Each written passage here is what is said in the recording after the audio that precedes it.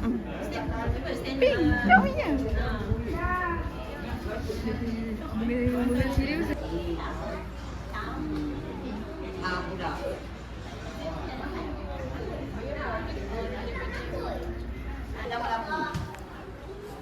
Yeay. Aku boleh buat intro lah. Itulah tu. intro. Hari ni dah sangat panjang. Nanti kita buat intro. Minta adik kau Nina ke? Dia tengah ambil gambar. Cantiknya dia.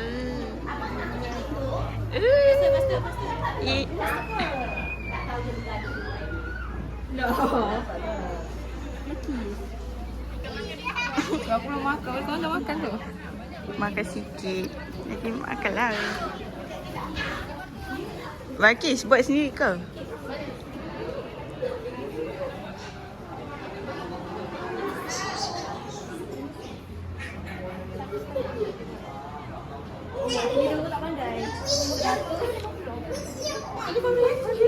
Ni 100. Kenapa ni? Satu ni 100. Oh, dia nak kirakan macam 1,5 kot. Tak, aku tak tahu. Dia kata aku 1,5. Setengah mas. Bakis. Tak, tadi aku tak ada marah. Tak, aku tak marah apa-apa. Mana kau?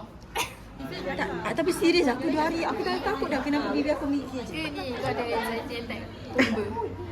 Tak mahu. Kau ni siapa yang ambil kau? Adik dia tunggu tak tadi? Nampak macam aku tutup perut pula. Saya duduk bawah ke?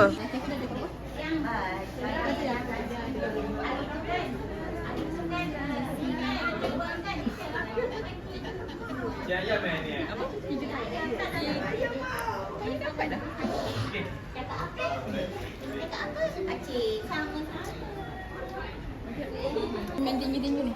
Tak tahu. Bakis tunang.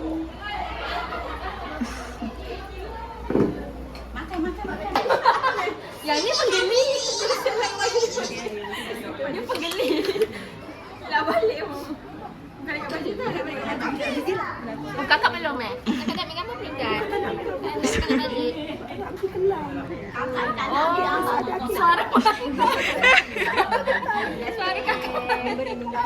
Dia belakang dia jawab. Jom.